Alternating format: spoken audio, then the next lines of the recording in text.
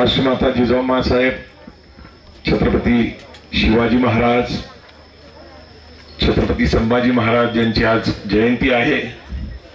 ज्यांच्या विचाराने, सत्यशोधक विचाराने आपण घडलो ते महात्मा ज्योतिबा फुले, ज्यांनी बंधुत्वाचा संदेश दिला ते छत्रपती शाहू महाराज. मी ज्या घराण्याचा वारसा सांगतो ते महाराजा सयाजीराव गायकवाड, महामानव डॉक्टर बाबासाहेब आंबेडकर, अण्णाभाऊ साठे, अहिल्याबाई होळकर, सावित्रीबाई फुले, संत श्रेष्ठ तुकाराम महाराज, संत गाडगे महाराज, संत तुकडोजी महाराज, सगळ्यांना प्रथम वंदन करतो.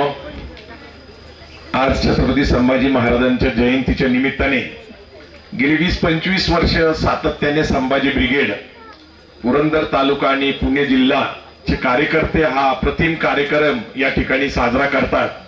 आणि या कार्यक्रमाच्या निमित्ताने वेगवेगळ्या क्षेत्रातले जे मान्यवर आहेत, जे मागील वर्षामध्ये आपलं कर्तृत्व सिद्ध करतात, असे अभिनेते, पत्रकार आणि लेखक यांचा सन्मान आम्ही करण्याची परंपरा निर्माण केली. आणि ही परंपरा सातत्याने ठेवत असताना आज कला क्षेत्रामध्ये अभिनेता ते नेता, आता सध्या नेते आहेत ते असे आमचे मित्र किरण माने, प्रतिपक्ष हा सोशल मीडियावर सगळ्यात प्रसिद्ध असलेला अभिव्यक्ती,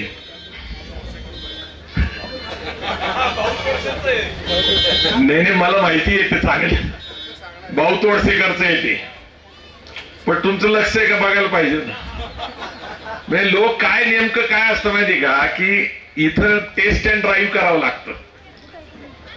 अभिव्यक्ती चे रवींद्र पोकरकर साहेब मी लिहून घेतले सगळं. भाऊ तोरसेकर आपल्या बरोबरीला चालतंय सध्या, त्यामुळं काय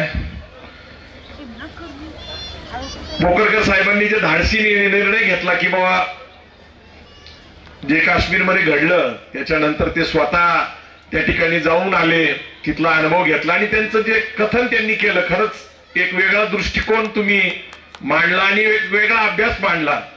आणि देवा झिंजाड, 3 चुली आणि 1 भाकरी याचं विक्रमी पुस्तकाची विक्री झालेली आहे. त्याच्यासाठी देवा तुझ्यासाठी अभिनंदन. आणि जी भावपूर्व कविता साजरी केली, खर तर मला खूप वाईट वाटतं की अशा प्रकारची जीवनाची व्यथा इथले मानतात. एकाच वेळेस आमच्याच घरामध्ये जेवण बनवलेलं असतं पण जेवलं जात नाही आणि बाहेरून ऑर्डर मागवली जाते, अशी परंपरा आता सुरू झालेली आहे. म्हणजे आमच्याकडे जेवण बनवलं जातं, परंतु सध्या झोमॅटो असेल, ब्लिंकिट असेल किंवा आता जे सगळे नेटवर्किंग झालेले आहे आणि त्याच्यामुळे सहजपणे हवी ती गोष्ट 10 मिनिटात 15 मिनिटात घरी पोहोचायला लागली. अशा काळामध्ये ज्या वेळेस की अन्नाची नासाडी होत चाललेली आहे, अन्न व्हायला चालले, अशा वेळेस एका अर्ध्या भाकरीची कविता तुम्ही म्हणून दाखवली आणि आम्हाला परत एक संवेदनशील जीवन जगलं पाहिजे अशी देवानी जी कविता म्हटली, त्याच्यासाठी देवा म्हणजे माझा शब्द नाही, आता धन्यवाद वगैरे म्हणणं पण बरोबर नाही, कारण ती एक फार प्रचंड व्यथा होती. ज्याला भावना असतात, संवेदनशीलता असतात, टच दिसी त्याच्या डोळ्यामध्ये पाणी नक्कीच आलं असेल. आता हे 3 जण आहेत, किरण माने सर आहेत, रवींद्र पोखर सर साहेब आहेत, त्याच्यानंतर देवा झिंजाड, यांच्यासाठी सर्वप्रथम चांगल्या टाळ्या वाजवा आणि ते तुमचं जे गाणं आहे ना ते जरा वाजवा ना. डिंगडँग काय ते त्यांच्यासाठी एक जोरदार, कारण कसं आहे माहिती का, हे आमचे प्रतिनिधी आहेत, नेते, म्हणजे जोरात जोरात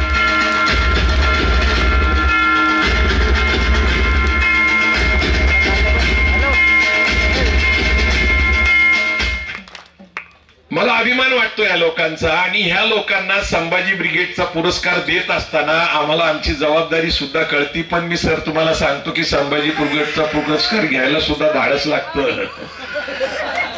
आम्ही ज्यावेळेस लोकांना संपर्क करतो की अशा अशा आपल्या कामगिरीसाठी आपल्याला आम्ही पुरस्कार द्यायचा निर्णय घेतलाय, लोक म्हणतात संभाजी ब्रिगेडचा शिक्का नको. पण मी तुम्हाला सांगतो जेवढ्यांनी पुरस्कार घेतलाय ना त्यांच्याकडे वाकड्या नजरेने बघायचं बंद झालेलं आहे. हा माझा अनुभव नाहीये, मी तुम्हाला नावं घेऊन सांगू शकतो की मला नंतर लोकांनी सांगितलं की बाबा आता लय सुरक्षित वाटते. तर एक विचारधारा आहे, एक आम्ही मांडतोय तुम्ही पुढे नेताय, तुमच्या माध्यमातून लाखो लोकांना अनेक विश्लेषण कळतंय, तुमच्या माध्यमातून भाषणातनं कळतंय, कविता पुस्तकातनं कळतंय, आणि इथल्या सर्व सामान्य माणसाच्या ज्या व्यथा आहेत, अन्न, वस्त्र, निवारा, आरोग्य, शिक्षण, हाताला रोजगार, हा मानवतेचा विषय जर असेल तर ती आमची विचारधारा आहे, ती फुलेंची समता, शाहू महाराजांचं बंधुत्व, बाबासाहेब आंबेडकरांचा न्याय आणि शिवाजी महाराजांचं स्वराज्य आणि स्वातंत्र्य ही आमच्या राज्यघटनेची तत्व, ही संभाजी ब्रिगेडची विचारधारा. जगभरामध्ये एक विचार सुरू आहे, धर्म आणि राजकारण एकत्र येऊ शकतं का? ज्यांनी धर्म आणि राजकारण एकत्र केलं त्या देशांचा विनाश झालेला आहे आपल्याला माहित असताना 21व्या शतकामध्ये आम्ही हिंदू राष्ट्राची कल्पना करतोय. ज्यावेळेस की 15व्या शतकामध्ये युरोप खंडामध्ये रेनिसान्स झाल्यानंतर त्यांनी सांगितलं मागचे 1000 वर्ष हे धर्माचं युग, अंधकार युग होतं. 15व्या शतकामध्ये जे युरोपला कळलं ते 21व्या शतकामध्ये या देशाला कळत नाही, हे दुर्दैव आहे. 21वं शतक आहे, 75 वर्ष झाले राज्यघटनेला, देश स्वतंत्र होऊन त्याच्यापेक्षा 2-4 वर्ष अधिक झाले. पण काय आपल्या देशाची परिस्थिती? देशातले 60% लोक अन्न सुरक्षा कायद्याअंतर्गत येतात. म्हणजे काय? जगण्यासाठी अन्न सरकार ते मोफत देतात, मोफत दिलं जातं अन्नधान्य, खर्चायला पैसे नाही. मग शेतकरी सन्मान योजना, केंद्र सरकार 6,000, महाराष्ट्र 6,000, 12,000 तुमच्या खात्यात जमा. शेतकरी सन्मान आहे 1000 रुपयांनी. लाडकी बहीण योजना 1500 रुपये, 18,000 वर्षाला. एकूण 30,000 रुपये ज्या वेळेस खात्यावर जमा व्हायला लागतात आणि अन्नधान्य मोफत मिळायला लागतं, तुम्ही मला सांगा हा समाज स्वाभिमानी आहे का? आणि स्वाभिमानी समाज स्वातंत्र्य भारतामध्ये अपेक्षित करतो का लाचार समाज निर्माण करायचा प्रयत्न करतोय? ज्या दिवशी या देशामध्ये 60% लोक मानसिक दृष्ट्या सरकारवर अवलंबून राहतील त्यावेळेस या देशाचं भविष्य अंधकारमय, असं माझं ठाम मत आहे. स्वाभिमानी समाज निर्माण करण्याचा जर आमचा संकल्प असेल तर आम्हाला समाजातल्या शेवटच्या घटकाला सांगितलं पाहिजे की ज्या सरकार तुम्हाला अशा योजना देतंय त्या सरकारकडे तुमच्या भविष्याच्या योजना नाही, विजन नाही. रोख पैसे खात्यावर टाकणं ज्यावेळेस केंद्र सरकारने सुरू केलं त्यावेळेस चांगल्या इकॉनॉमिस्ट लोकांनी काय सांगितलं की सरकार फेल आहे, सरकारकडे योजना नाही. सरकारला मी टॅक्स का भरतो? तर सरकारला या देशातल्या सगळ्या नागरिकांना न्याय देता यावा, समान न्याय देता यावा, त्याच्या प्राथमिक गरजा आपल्याला पूर्ण करता यावा. परंतु दुर्दैवाने ही परिस्थिती अशी आहे, आजचे राज्यकर्ते मागच्या राज्यकर्त्यांना शिव्या देत बसतात, त्याच्यात वेळ खर्च करतात. आमचं म्हणणं आहे की मागच्यांची चूक झाली असेल का नसेल हे आम्हाला मान्य नाही, पण सत्ता तुमच्या हातात आहे, तुम्हाला कुणी अडवलंय काय करण्यासाठी? आज पुरंदर तालुक्यामध्ये आहे, पुरंदर तालुक्याच्या विमानतळाचा प्रश्न 20 वर्ष झाले चालू आहे. नवी मुंबईचा आता विमानतळ सुरू होईल अशी आशा आहे. 20 वर्ष एक विमानतळ सुरू व्हायचंय अजून काम, आणि एका वर्षामध्ये चायनामध्ये 20 विमानतळ सुरू झाली एका वर्षामध्ये. काय आपण काय करतोय? काय संभाजी ब्रिगेड एक सामाजिक सांस्कृतिक चळवळ चालवती, ती विचारधारेची. विचारधारा ही गरजेचीच आहे, कारण तुम्ही कुणाला न्याय द्यायचा विचार करता हे त्यातनं स्पष्ट होत.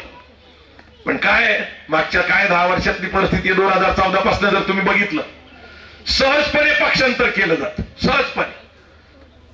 सत्ताधारी पक्षातले लोक कुणालाही घ्यायला तयार आहेत. म्हणजे भाजपची आज काँग्रेस झालेली आहे, नीट लक्षात घ्या.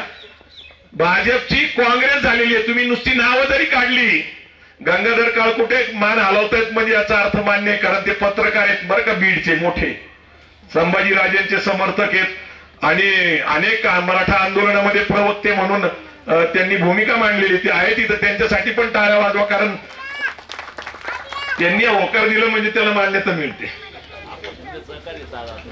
प्रश्न असा आहे की इथल्या सर्व सामान्य माणसाला न्याय मिळणार आहे का नाही? सत्ताधारी समाज असलेला मराठा समाज आरक्षणाचं आंदोलन 25-30 वर्ष चालवतो. 2.5 कोटी लोक रस्त्यावर येतात मराठा क्रांती मोर्चाच्या निमित्ताने. अलीकडच्या आंदोलनामध्ये कोटी कोटी लोक जमले. कायदा काय गोष्ट आहे, राज्यघटना काय गोष्ट आहे, ही त्या लोकप्रतिनिधींनी निर्माण केलेली आहे. तिथं तुमचं 2/3 बहुमत असेल, कायद्यात बदल होतो. मंत्रिमंडळाने ठरवलं, कायदा करता येतो, GR काढता येतो. लोकशाहीमध्ये बहुसंख्य लोकांचा जर विश्वास असेल तर सरकार स्थापन होतं, आणि सरकार स्थापन झालं तर कायदा केला जातो, घटना बदलली जाते. मग अशा देशामध्ये सत्ताधारी वर्षानुवर्ष असलेल्या मराठा समाजाला आरक्षण मागावं लागतं, हे काय खेदाची बाब आहे का नाही? आणि म्हणून पोकरकर साहेब, आपण जे सांगता, मराठा क्रांती मोर्चानंतर आम्ही ठरवलं, आम्ही आरक्षणावर बोलणार नाही. आरक्षणावर बोलणार नाही. आणि कशावर बोलणार? आम्ही पैशावर बोलणार, आम्ही उद्योगावर बोलणार, आम्ही व्यवसायावर बोलणार. अजय सिंह यांनी सांगितलं प्रस्तावनेमध्ये की आम्ही बिझनेस कॉन्फरन्स घेतो. आम्ही ज्यावेळेस बिझनेस कॉन्फरन्स घ्यायला सुरुवात केली तर आपले लोक म्हणले, अरे संभाजी ब्रिगेडचं हे काम आहे का? बिझनेस कॉन्फरन्स बिझनेसचेच लोक घेतात. रोज पुणे मुंबईमध्ये चालू आहेत, हैदराबादला चालू आहे, बेंगलोरला चालू आहे, दिल्लीला चालू. मराठा चेंबर ऑफ कॉमर्स मध्ये वेगवेगळ्या विषयाचे वेगवेगळे सेक्टर्स आहेत. मेकॅनिकल आहे, ऑटोमोबाईल आहे, इलेक्ट्रिकल आहे, इलेक्ट्रॉनिक्स आहे, आर्टिफिशियल इंटेलिजन्स आहे, इरिगेशन आहे, अनेक कन्स्ट्रक्शन ऍक्टिव्हिटीज आहे. रोज कॉन्फरन्स चालू आहे. आम्ही आहे तिथं, आमचा प्रतिनिधी आहे तिथं. आणि म्हणून आम्ही ठरवलं की मराठा समाजाची मानसिकता ही बिझनेसमॅनची केली पाहिजे, बिझनेसमॅनची केली पाहिजे. म्हणून आम्ही पहिल्यांदा नारा दिला, नवी दिशा नवा विचार. अगदी परवा मराठा सेवा संघाचं अधिवेशन अकलूजला झालं. अकलूजच्या अधिवेशनामध्ये निर्मल कुमार देशमुख मुंबई कलेक्टर होते. मुंबई कलेक्टर असलेल्या निर्मल देशमुखांनी आंतरराष्ट्रीय विषयावर बोलायचा निर्णय घेतला. पण बोलत असताना त्यांनी संभाजी ब्रिगेडचा, आपल्या संघटनेचा उल्लेख केला. उल्लेख करताना त्यांनी सांगितलं की आंतरराष्ट्रीय स्तरावर आपल्या समाजाने उद्योग, व्यवसाय, नोकरी केली पाहिजे. हे काम अहद ऑस्ट्रेलिया, तहत कॅनडा अंतर्गत संभाजी ब्रिगेड नावाचा एक गट, जो आमच्यापासून वेगळी चूल मांडून, गरज आहे का सांगायची? अगं मराठ्यांची अक्कल सांगा ना. संभाजी ब्रिगेड नावाची एक संघटना हे करते, वेगळी चूल, वेगळं मूल, वेगळी बायको, वेगळं घर, वेगळे विचार, कशासाठी? बिझनेस या शब्दाचा अर्थ आहे मॅक्झिमायझेशन ऑफ वेल्थ, संपत्तीची वृद्धी. आपलं काय, दोघं भाऊ असले की पहिली काय बायको म्हणती, आपलं वाटून घ्या. त्याचं काय खरं नाही. नवीन उद्योग उभा राहिला, आपली चूल वेगळी. हे पहिलं काय करतो आपण? पहिलं डिव्हिजन ऑफ वेल्थ, संपत्तीचं वाटप. तुमच्या वाडवडिलांनी कमवलेल्या जमिनी, तुमच्या वाडवडिलांच्या प्रॉपर्ट्या, तुमच्या वाडवडिलांची घरं, त्यांनी निर्माण केलेले व्यवसाय तुम्हाला वाटून घ्यायचा अधिकार दिला कुणी? म्हणजे बिझनेस शब्दाचा अर्थ वृद्धी आहे, आणि मराठा शब्दाचा कुटुंबातला अर्थ आहे विभाजन, डिव्हिजन. 70% लोकांची शेती 1 हेक्टर पेक्षा कमी आहे, आणि बहुतेक शेती ही जिरायत शेती आहे. आणि म्हणून पोखरकर साहेब म्हटले, म्हणून मला हे थोडंसं बोलायची गरज पडली. काय आहे गरज? तर आपण उद्योजक झालं पाहिजे, व्यावसायिक झालं पाहिजे. आणि म्हणून आम्ही ठरवून मराठा शब्दाची व्याख्या करून टाकली. मराठा म्हणलं तर काय, मोडल पण वाकणार नाही. मोड बाबा नाही का? आणि मोडल्यावर परत उभं राहायचा प्रश्न येतच नाही. मोडल पण वाकणार नाही, ही संकल्पना जर असेल आपली तर बरं. मराठ्यांचं काय, लढवया. मग काय, कर लढाया. बाहेर नाही भेटलं तर घरात कर. संस्कृती आहे ना लढायची. क्षत्रिय, अरे तुम्ही रक्त सांडलं स्वराज्यासाठी, स्वातंत्र्यासाठी. तुम्ही घाम गाळला शेती पिकवण्यासाठी. सैन्यामध्ये भरती होऊन घाम गाळला देश सुरक्षित ठेवण्यासाठी. काय तुमच्या पदरात पडलंय? आणि म्हणून मराठा शब्दाची व्याख्या करताना आम्ही मराठा हा महाराष्ट्रात राहणारा मराठी बोलणारा, मराठा ही जात म्हणून मी बोलत नाही हे पहिल्यांदा लक्षात घ्या. आणि मराठा जात म्हणून बोलताना महाराष्ट्राची जी संस्कृती आहे ती महाराष्ट्राची भौगोलिक संस्कृती लक्षात घेता या देशाच्या राष्ट्रगीतामध्ये मराठा हा सन्मानाने शब्द आलेला आहे. तो आपला प्रदेशवाचक शब्द आहे. पंजाब, सिंध, गुजरात, मराठा. मराठा शब्दाची व्याख्या करत असताना एम इंग्लिश शब्द आहे MARATHA. मराठा या शब्दाची आम्ही व्याख्या केली M for money, M for money, A for aspiration.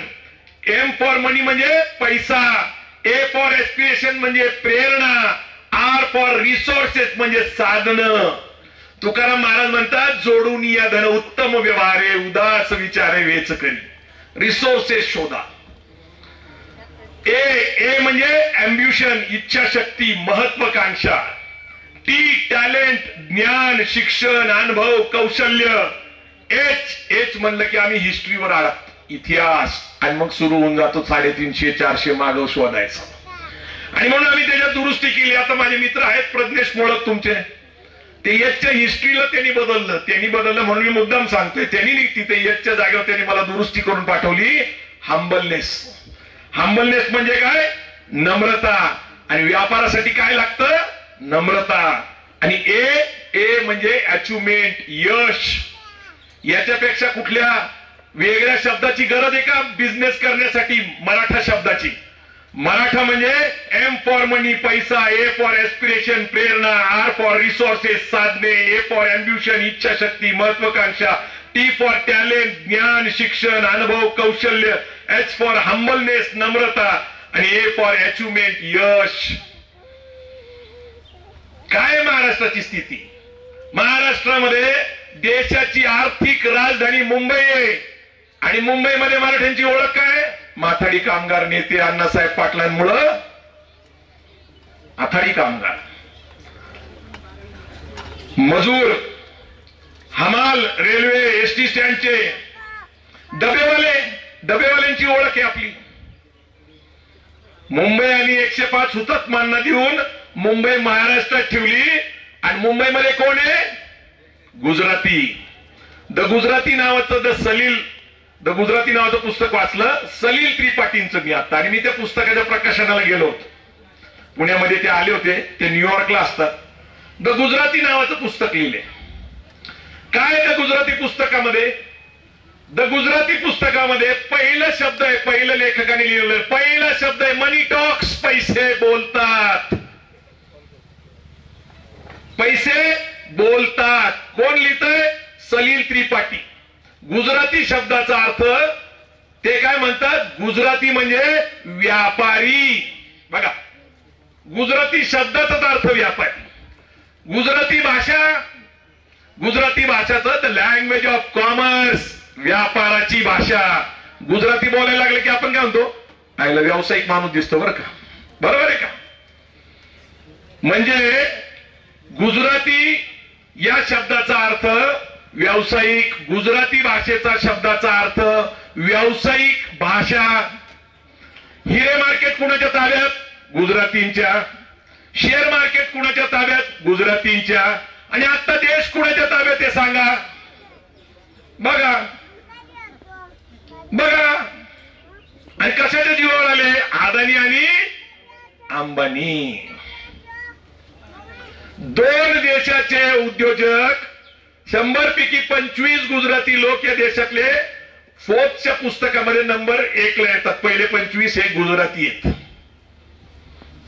म्हणजे तुम्ही मत दिली, तुम्ही बहुसंख्य आहे म्हणजे तुमचं राज्य येईल, ही स्थिती आहे का आता?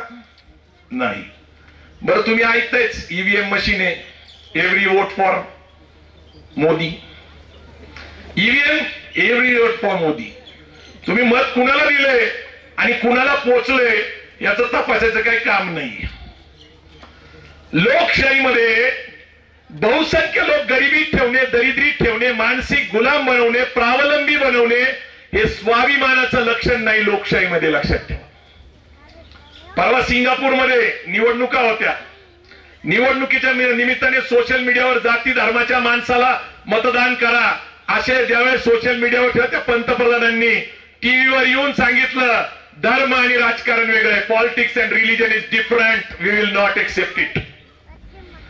पंतप्रधानांनी मध्यस्थी केली, मध्ये येऊन टीव्हीवर सांगितलं धर्म आणि जातीवर मतदान झालं तर मी निवडणूक रद्द करून टाकीन. कारण धर्म ही तुमची खासगी बाब आहे. राजकारण किती महत्वाचं आहे. राजकारणाबद्दल आपल्याकडं ब्रिटिश पद्धतीने आपल्याकडे लोकशाही आली, ऍडल्ट फ्रँचाईज कायदा आला, प्रौढ मतदार आलं, निवडणुका झाल्या स्वतंत्र भारताच्या 1932च्या गोलमेज परिषद नंतर.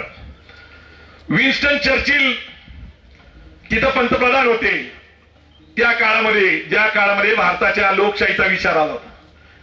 त्यांनी लोकशाहीबद्दल, पॉलिटिक्स बद्दल, राजकारणाबद्दल बोलताना त्यांनी सांगितलं politics is more powerful than God. Politics is more powerful than God. Babasaheb Ambedkar म्हणतात की राजकारण हे कसं आहे, मास्टर की आहे. कुठलंही कुलूप उघडायचं असेल तर ती मास्टर की आहे.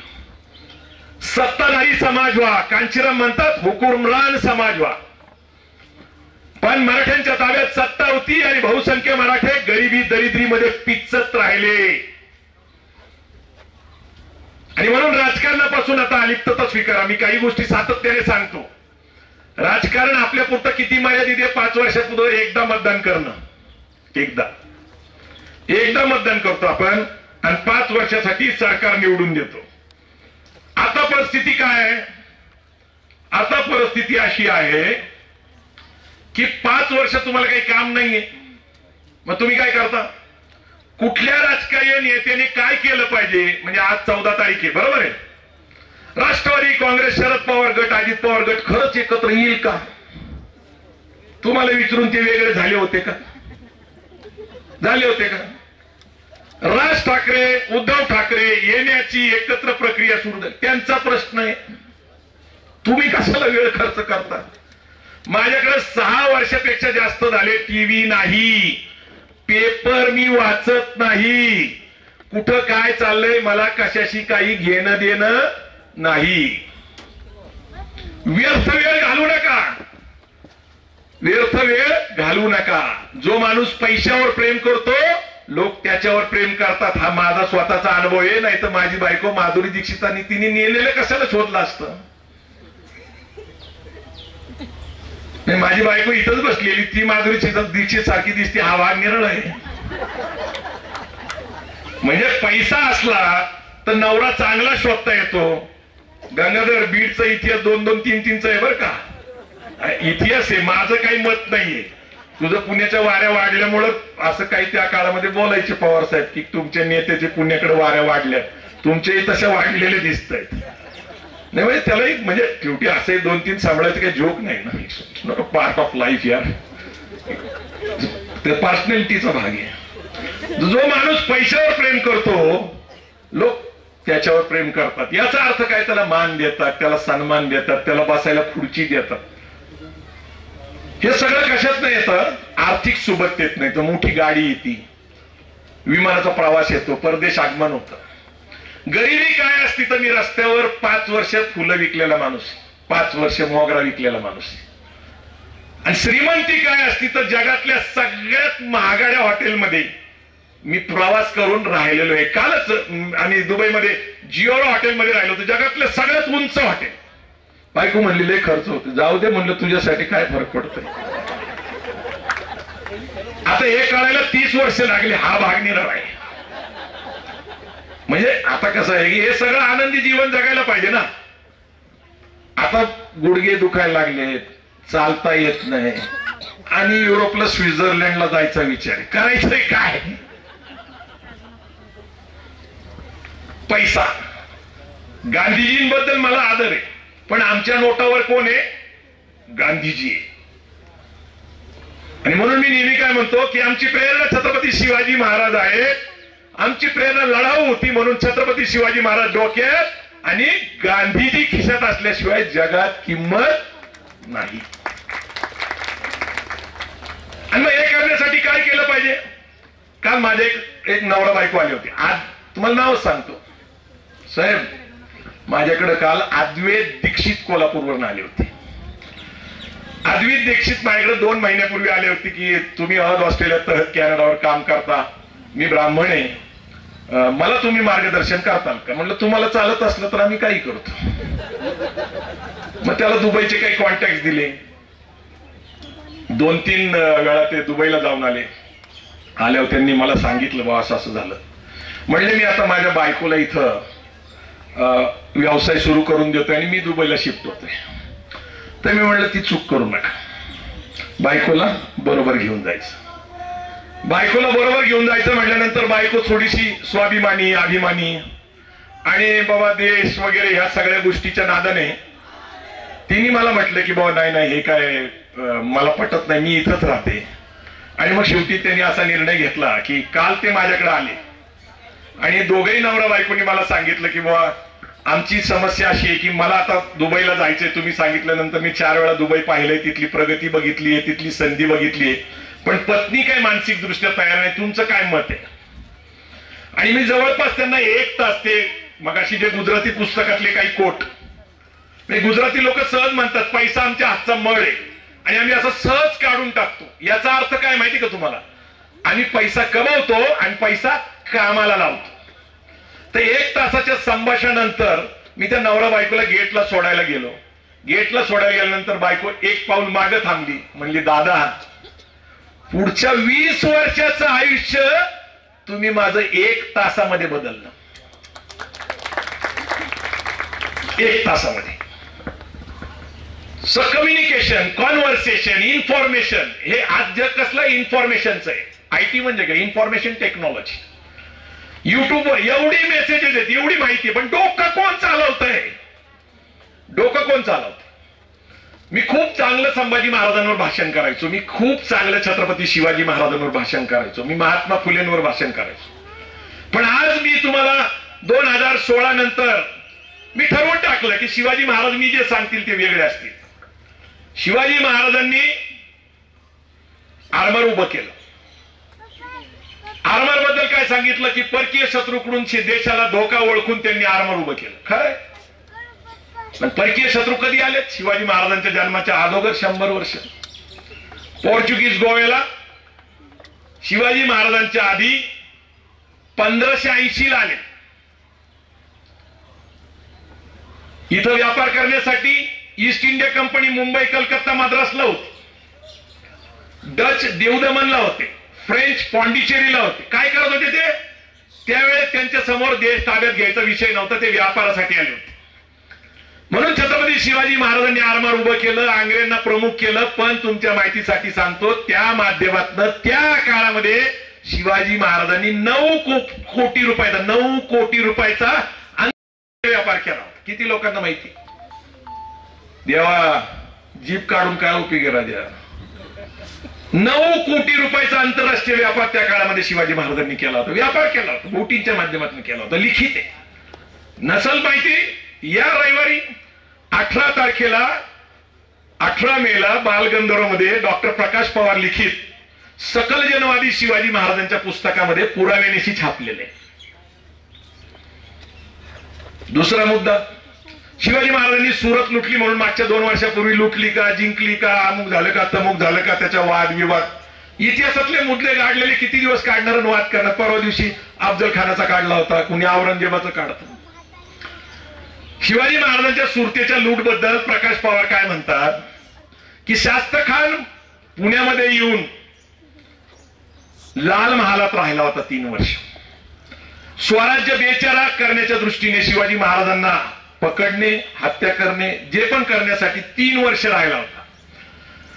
स्वराज्याचा महसूल बुडाला होता, शेतकऱ्यांचं प्रचंड नुकसान झालं होतं, अनेक लोकांवर अन्याय झाला होता. शिवाजी महाराजांनी एका रात्री हल्ला केला, शास्त्र खानाला पळून लावलं, 4 बोटं कापली, त्याचं नाक कापलं, तो गेला पळून.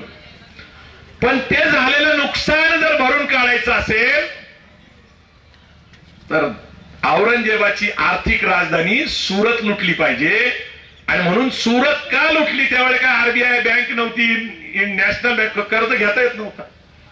सुरत लुटणे आणि औरंगजेबाच्या संपत्तीचा वाटा व्याजासहित आणणे हे अर्थकरण आहे. त्याच्यानंतर शिवाजी महाराज आग्र्याला गेले, आग्र्याला बंदिस्त झाले, त्यावेळेस स्वराज्य जिजाऊनी चालवलं ते पदरच्या पैशामधनं, सेव्हिंग मधनं. आणि हेच आमच्या महिलांचं वैशिष्ट्य आहे ना. पदरचे पैसे म्हणजे काय, गाठीला बांधलेले असतात पैसे, सेव्हिंग. महिलांचं वैशिष्ट्य असतं. आता आमच्या पृथ्वीराजच्या आईने पृथ्वीराजचा व्यवसाय उभा केला ते काल मला कळालं.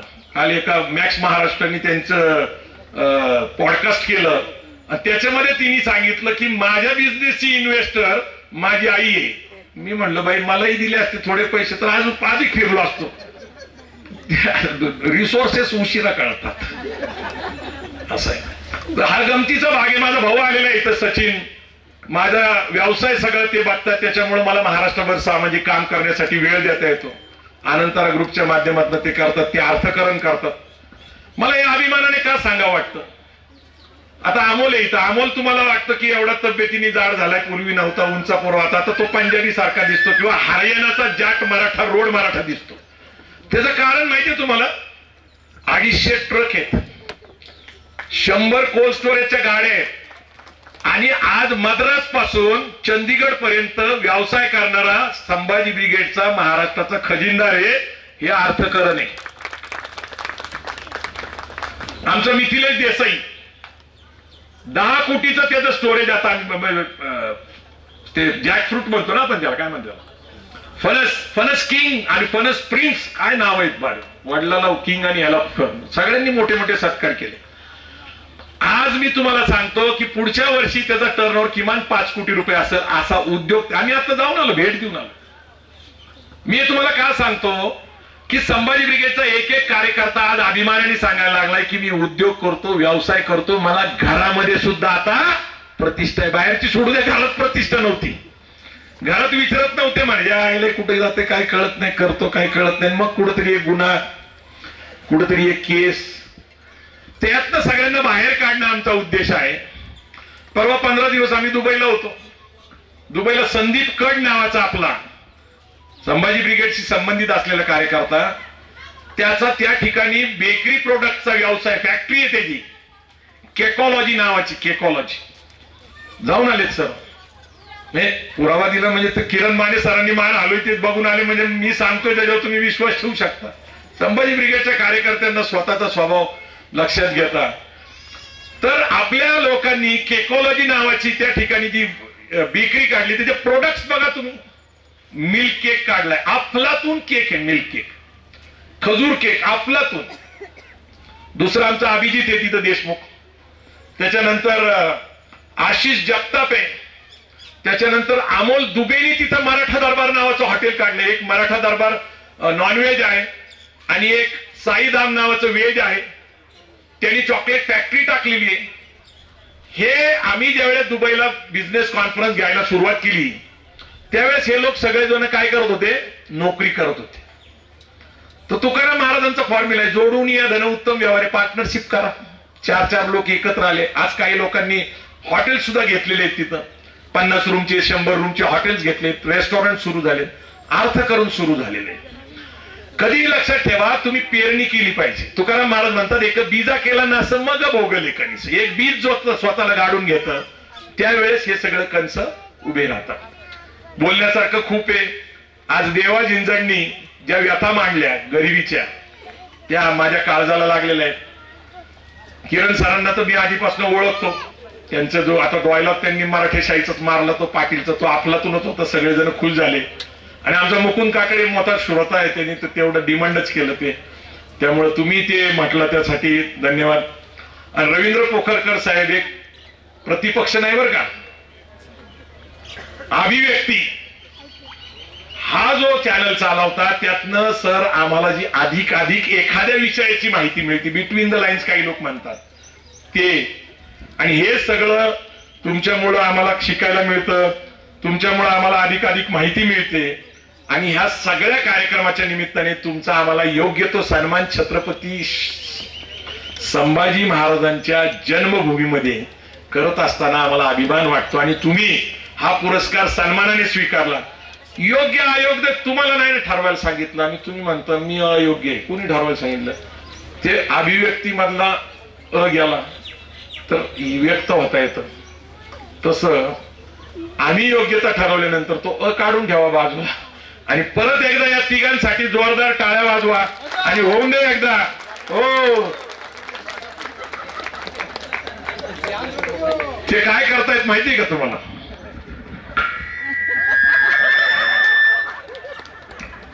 चुना लावतायत. हे बघा, आयुष्य आनंदी आहे, सुखी आहे, मजेशीर आहे. परत एकदा किरण माने, रवींद्र पोखरकर आणि देवा जिंजारसाठी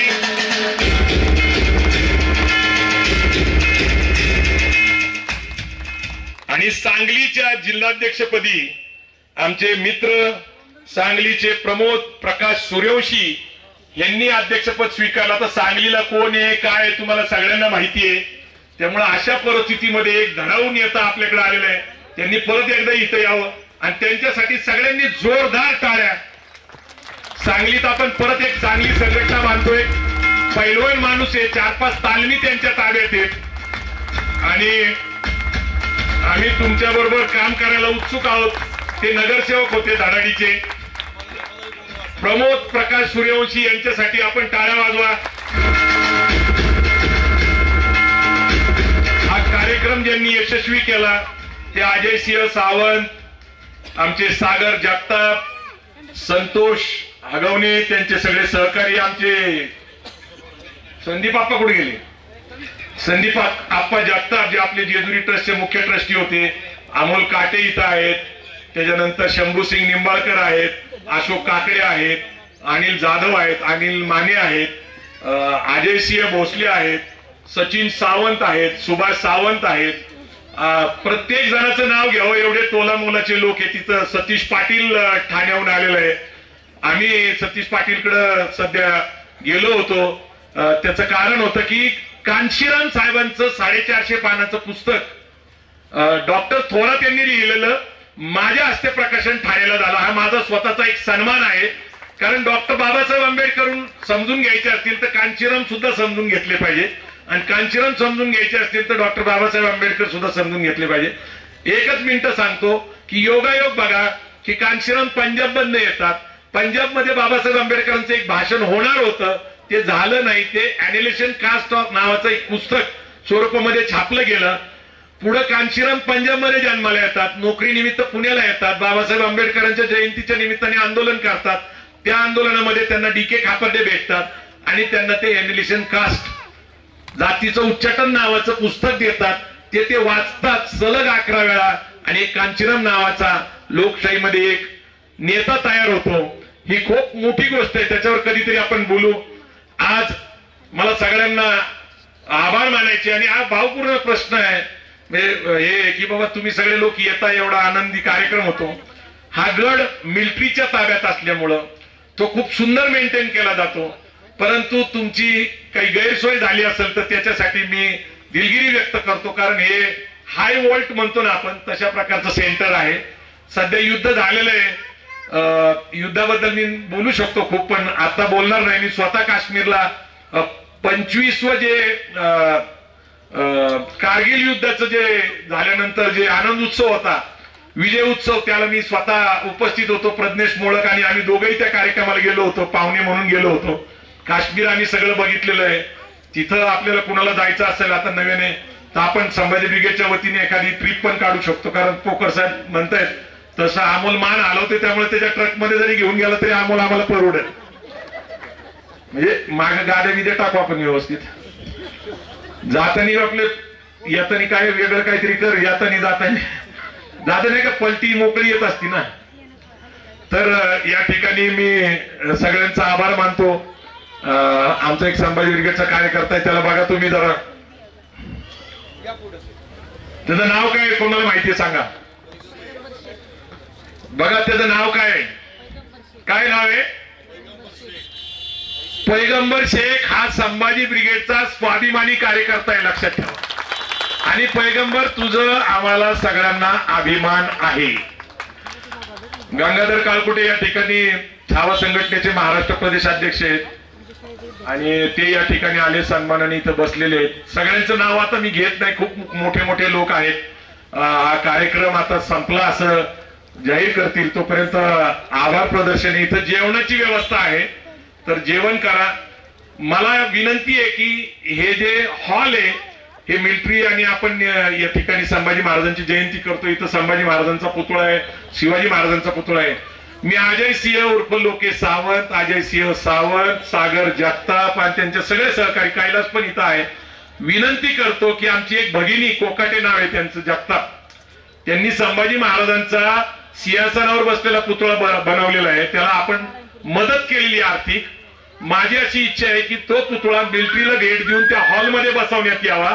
त्या भगिनीला समजून घेण्यासाठी आपण जायला पाहिजे, नसेल तर मग एकदा गौरीला आणि माझ्या मिसेसला पाठवा, म्हणजे ते त्यांना पटवून सांगतील की तो पुतळा इथं देणं किती गरजेचं आहे.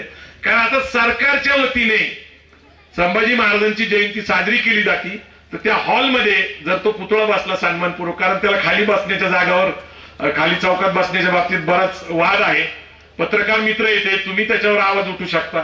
आणि कृपा करून पुढच्या टायमामध्ये कधी पण वेळ मिळेल तेव्हा, तुम्ही इथून पाऊण तास वर आहे तर तिचं पण कधीतरी दर्शन घेत जा आणि किल्ल्याचा पण आनंद घ्या. जय जिजाऊ, जय शिवराय.